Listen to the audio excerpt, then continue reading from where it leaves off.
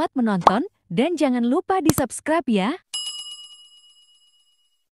Ya, hari ini kita akan belajar sedikit dari kebenaran firman di dalam kitab Yehezkel pasal yang ke-37 ayat yang pertama, ketiga sampai ke-6, 10 dan 11 dengan perikop lembah tulang kering. Demikian bunyi firman. Tangan Yahweh ada padaku dan membawaku dalam roh Yahweh dan menempatkan aku di tengah-tengah sebuah lembah, dan lembah itu penuh dengan tulang-tulang. Lalu dia berfirman kepadaku, "Hai anak manusia, apakah tulang-tulang ini dapat hidup?" Dan aku menjawab, "Ya Tuhan Yahweh, engkau mengetahuinya." Dan dia berfirman kepadaku, "Bernubuatlah pada tulang-tulang ini, dan engkau harus mengatakan kepada mereka, hai tulang-tulang yang kering, dengarkanlah firman Yahweh. Beginilah Tuhan Yahweh berfirman, lihatlah aku akan memberikan roh masuk ke dalammu dan engkau akan hidup. Aku akan menaruh urat-urat padamu dan akan menumbuhkan daging padamu, dan aku akan membungkus engkau dengan kulit dan memberikan roh kepadamu, dan engkau akan hidup. Sehingga engkau akan mengetahui bahwa akulah Yahweh." Ayat yang ke-10. Lalu aku bernubuat seperti yang telah dia perintahkan kepadaku. Dan roh itu masuk ke dalam mereka, dan mereka hidup dan berdiri di atas kakinya, suatu pasukan yang sangat besar.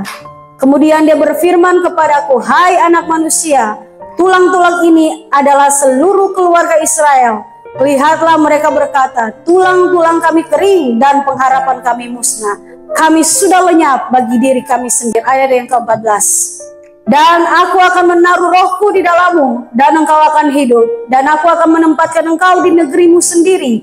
Dan engkau akan mengetahui bahwa akulah Yahweh, telah mengatakan dan melakukannya." Firman Yahweh. Amin. Ya, Bapak Ibu, ini kisah seorang Nabi Yehezkel. Dia ada di dalam pembuangan di Babel, dan pada kondisi itu pasukan Israel itu sudah menjadi tulang belulang. Dia punya rohnya dibawa sama Bapak Yahweh. Dari kisah yang kita baca, diperhadapkan dengan suatu lembah yang tadi sudah kita baca sama-sama, lembah tulang kering. Tapi apa yang Bapak Yahweh nyatakan bagi dia sungguh luar biasa. Jadi pada waktu Nabi Yehezkel diperhadapkan dengan suatu hal, rohnya dibawa seperti yang sudah kita lihat. Apa yang terjadi Bapak Ibu? Bapak Yahweh menyuruh dia untuk memperkatakan firman. Tadi di ayat yang ketiga.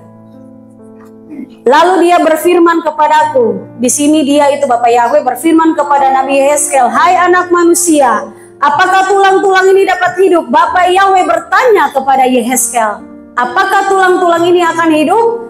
Lihat apa yang dijawab sama Yehezkel. "Ya Tuhan Yahweh, engkau mengetahuinya." Saat ini Bapak Ibu, di dalam kehidupan kita, apakah persoalan hidupmu? Engkau lagi diperhadapkan dengan persoalan apa saja?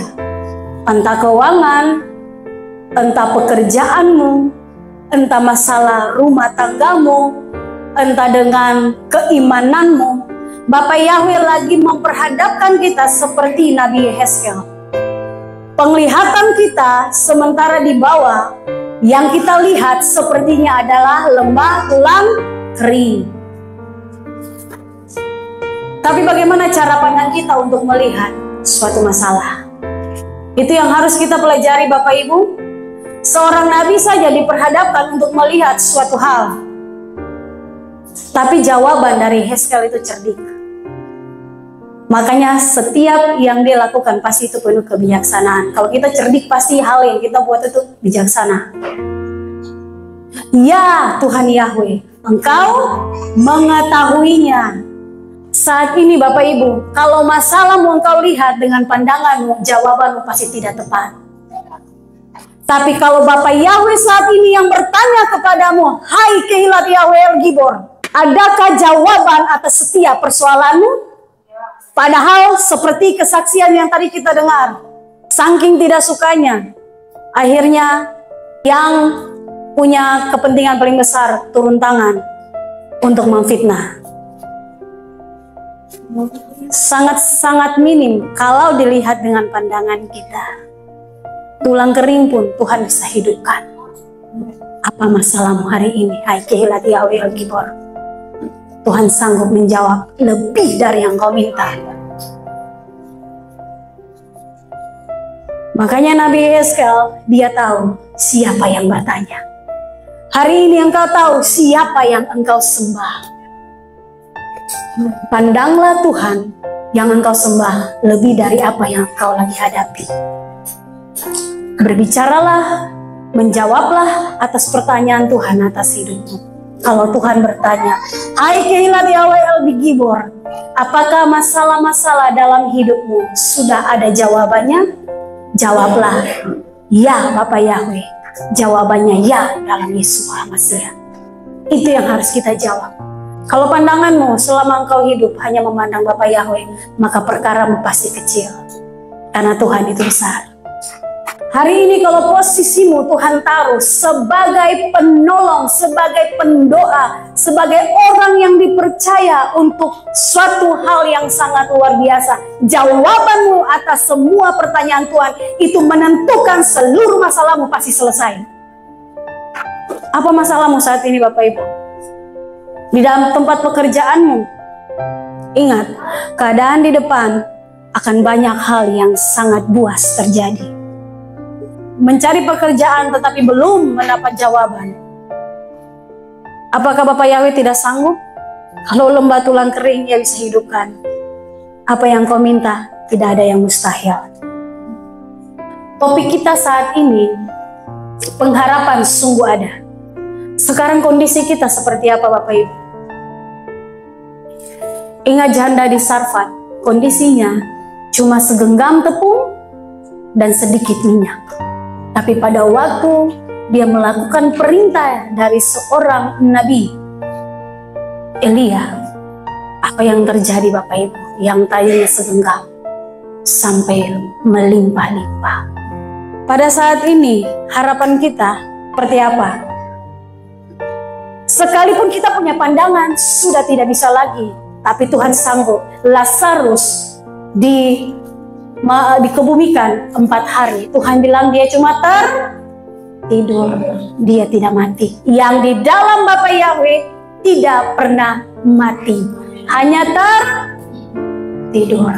Jasadnya saja, tapi orang-orang yang sudah mendahului kita dalam kematian secara fisik, di dalam Yesus Masiah, roh mereka sementara tertidur. Nanti mereka akan dibangkitkan, baru kita menyongsong Yesus sama-sama. Hari ini banyak yang kita alami. Posisi kita mungkin sementara di bawah untuk diperlihatkan. Lebih lagi masalahnya tidak main-main. Hari-hari kemarin, waktu-waktu yang lalu kita fight dan kita menang. Tapi semakin tinggi untuk iman kita dinyatakan, semakin juga besar hal-hal yang akan kita alami untuk diuji. Nah, ujiannya itu soalnya sulit. Soal yang sulit, jawabannya mudah. Kenapa? Karena Bapak Yahweh beserta kita. Setiap yang Tuhan berikan bagi kita, mari jawaban kita dengan hidup kita. Jadi pelaku firman, pasti jawaban kita tepat. Waktu kita menjadi pelaku firman, firman itu akan membenarkan kita. Ayat 10, lalu aku bernubuat seperti yang telah dia perintahkan kepadaku, dan roh itu masuk ke dalam mereka, dan mereka hidup dan berdiri di atas kakinya, suatu pasukan yang sangat besar. Hari ini kita tidak dituntut dengan hal yang lain, hanya dengan bernubuat. Bapak Yahweh membuat kita serupa dan segambar, sampai kepada ia berfirman, kita pun mampu berfirman. Bedanya kita hanya dengan kondisi kita yang sekarang ini, tapi kuasanya sama karena Yesus hidup di dalam kita. Enak ya Bapak Ibu, waktu kita bilang sesuatu terus jadi, sesuatu terus jadi. Itu kita memiliki kuasa yang besar, tapi pengendalian dirimu harus juga lebih besar. Kerendahan hatimu itu yang Tuhan lihat. Pada waktu ada di dalam sebuah masalah, pas waktu itu dan dia punya kata-kata adalah kata-kata yang positif, roh Bapak Yahweh sementara menguasai dia. Bapak Ibu pernah bertemu dengan orang seperti itu pada waktu ada dalam masalah? Saya percaya Bapak Yahweh pasti menolong. Saya percaya Bapak Yahweh pasti membela. Tenang saja, waktu Tuhan itu waktu yang indah. Kenapa? Karena hatinya sementara dikuasai sama roh Tuhan. Tapi kalau tidak dikuasai, pada waktu dengar sesuatu, langsung caci, maki. Terus langsung ingin balas. Langsung sesuatu yang tidak baik itu terjadi. Roh Tuhan pergi dari hidup saat itu. Makanya Roh Kudus itu harus diundang. Harus kita mengundang. Karena dia mau masuk, kita harus mengizinkan dia masuk. Kan kita yang punya rumah. Jadi Bapak Ibu, kalau engkau mau berkata-kata dan itu jadi, Tuhan butuh hati yang rendah. Rendahnya hatimu di hadapan Tuhan. Disitulah kuasanya besar atas kita. Bapak Ibu, banyak sekarang orang yang pandai firman. Pandai hanya karena bisa membaca. Pandai karena sekolah untuk menafsir. Tapi pertanyaannya, yang disampaikan itu keluar dari mulut Yahweh atau tidak? Kalau keluar dari mulut Yahweh, pasti sesuatu terjadi. Kita memang benar-benar diciptakan serupa dan segambar, termasuk kuasa yang sama. Bapak Yahweh itu mencipta, jadi gini, Bapak Yahweh menciptakan sesuatu itu seperti ini. Yang tidak ada menjadi ada. Langit dan bumi kan sebelumnya belum ada. Air dipisahkan, tumbuh-tumbuhan itu kan tidak pernah ada. Tapi kalau manusia membuat sesuatu, contoh, mimbar ini terbuat dari kayu, kayunya diambil dari pohon. Ini kan kita tidak pernah punya konsep seperti ini orang yang mahir. Tapi konsep mereka menciptakan ini dari barang yang sudah ada. Bisa memahami Bapak Ibu? Barang yang sudah ada, yaitu dari batang pohon. Itu barang yang sudah ada, terus kita buat. Tapi Bapak Yahweh yang tidak ada menjadikan kuasa itu juga ada antara kita semua. Munculkan yang tidak ada dan yang tidak mungkin, supaya dunia lihat Tuhan yang besar ada di dalam kita. Apa saja masalahmu saat ini? Jangan engkau menangis. Sudah bukan waktunya kita nangis-nangis lagi Bapak Ibu. Ini waktunya kita perang dengan alam roh. Tapi peperangan kita dengan kata-kata yang berfirman. Bukan kita mencaci maki. Bukan hati kita kotor, tapi kita bilang firman. Hatimu bersih, Tuhan akan mendengar. Orang-orang yang benar hatinya. Doa orang benar itu pasti dijawab. Tapi bukan orang yang benar karena dia menyembah Yahweh saja. Menyembah Bapak Yahweh tapi hatinya penuh dengan aura negatif, Tuhan tidak akan menjawab. Di situ dibilang orang yang benar, benar dengan posisi hatimu yang benar. Bukan posisi hatimu marah, terus engkau berdoa, Tuhan tidak akan jawab. Jangan melihat pandangan orang terhadap hidupmu, tapi lihat posisi Bapak Yahweh memandang engkau. Engkau tetap berharga di matanya. Kalau kita tidak berharga, untuk apa Yesus harus disalibkan? Tidak ada yang bisa membayar seluruh kehidupan kita selain dengan darah kita sendiri, kalau Yesus tidak disalibkan. Tapi karena benar-benar dia mengasihi kita, bukan hanya dengan perkataan, tetapi juga dengan perbuatannya. Hari ini Bapak Ibu, Bapak Yahweh mau mengajar kita agar kita berkata-kata dengan pandangan kita tetap tertuju kepada Bapak Yahweh. Segala sakit penyakit pasti juga ada kesembuhan. Asalkan perkataan kita adalah perkataan yang menubuatkan. Bernubuatlah sesuai apa yang Bapak Yahweh firmankan. Jangan sampai kita berfirman, pakai firman Bapak Yahweh, padahal itu bukan pesan Tuhan untuk satu bangsa. Kalau Bapak Yahweh tidak suruh berfirman, jangan kita pakai firman untuk berfirman. Hati-hati. Tapi kalau Bapak Yahweh yang suruh, Bapak Yahweh akan menyertai. Hari ini, bangkitkan kehidupan rohanimu. Kalau semangatmu hampir padam, semangatmu hampir patah, mari bangkitkan, bernubuatlah atas hidupmu lebih dulu. Jadi kalau hari ini engkau diperhadapkan, ditaruh seperti lembah tulang kering, jangan lihat kondisinya, lihat Tuhan yang sementara membawa engkau. Tangannya penuh dengan keajaiban. Jangan patah semangatmu. Pasti engkau tidak bisa lagi bersuka cita. Jangan matikan pengharapanmu. Amsal 23 ayat 18. Sebab masa depan sungguh ada dan harapanmu tidak akan diputuskan.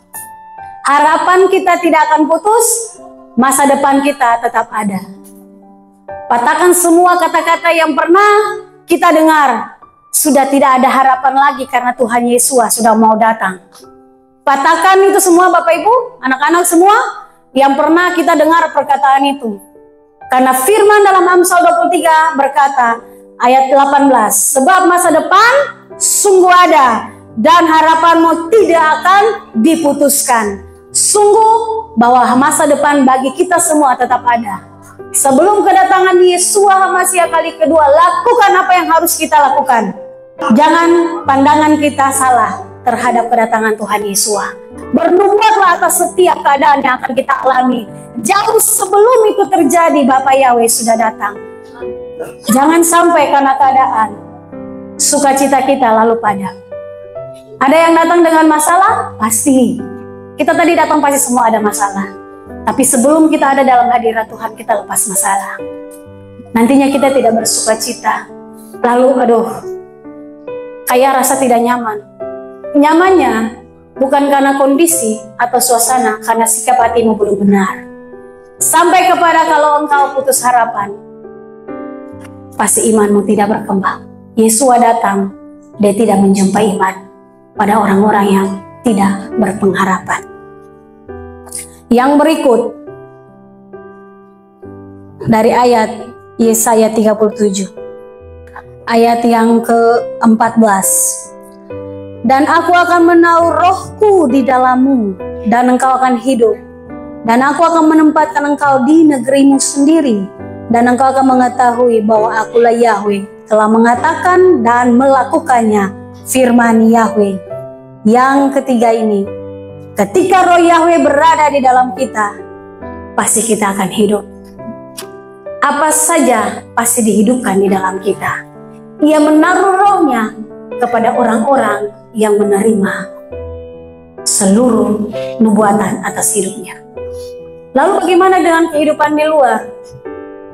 Bapak Ibu, roh Bapak Yahweh itu ditaruh untuk kuasa yang luar biasa hanya kepada orang-orang yang kepercayaan Bapak Yahweh.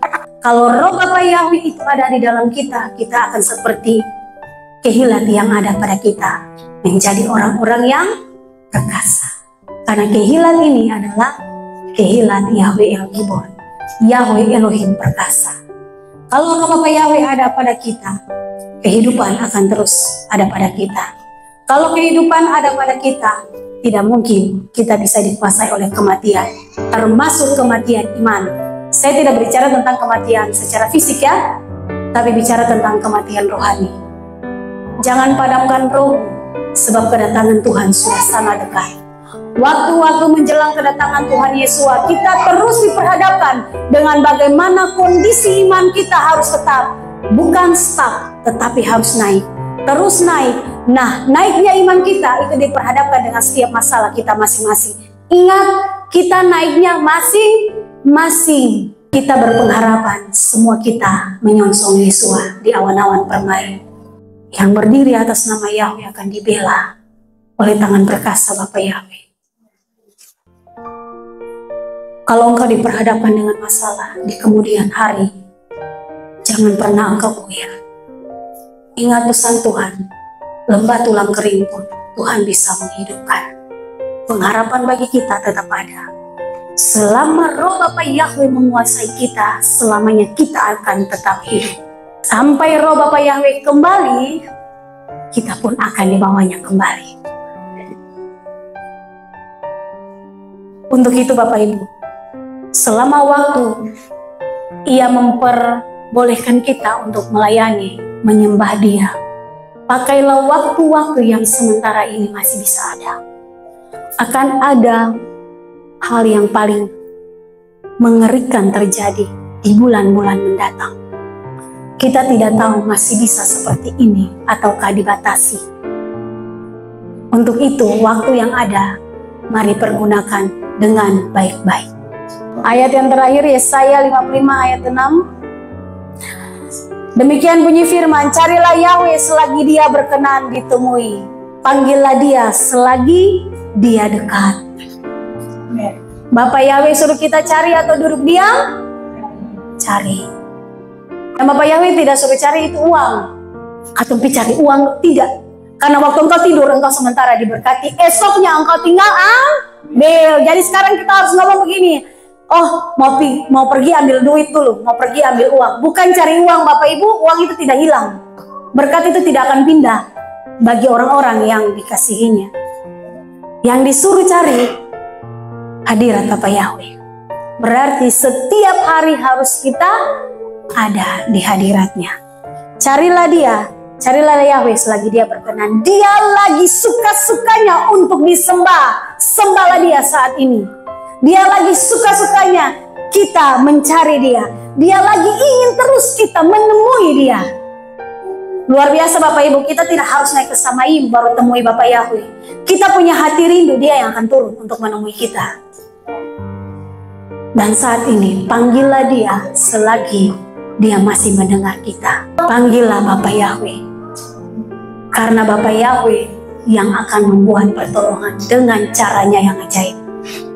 Sampai pada waktu Dia tidak ingin ditemui. Dan Dia tidak berkenan bagi orang-orang yang merindukan Dia lagi. Tahu waktunya?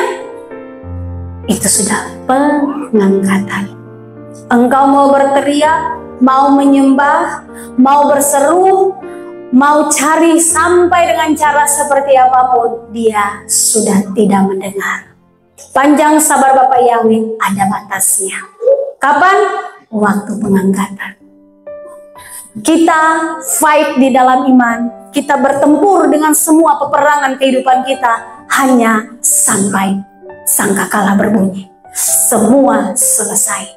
Air mata, kesedihan, kekecewaan yang pernah kita alami, naik turunnya kondisi emosi kita, semua pergumulan kita selesai waktu kita dengar sangkakala memanggil kita bersiap menyongsong Yesua kali kedua di awan-awan permai, mengangkat kita semua. Maka dari itulah kita berjaga-jaga atas seluruh kehidupan kita. Ketahuilah, lembah tulang kering Tuhan ubah menjadi pasukan yang besar. Semua yang terjadi dalam hidupmu, sekalipun itu padang gurun yang sementara engkau alami, Tuhan sanggup membuat taman yang indah. Dialah Yahweh Elohim, Elohim yang maha perkasa, Elohim yang beserta orang-orang yang dikasihinya. Di dalam Yesua HaMashiach, harapan kita tetap ada dan tidak akan mengecewakan. Sukses bagi kita semua. Bapak Yahweh memberkati. Kita tunduk kepala dan berdoa.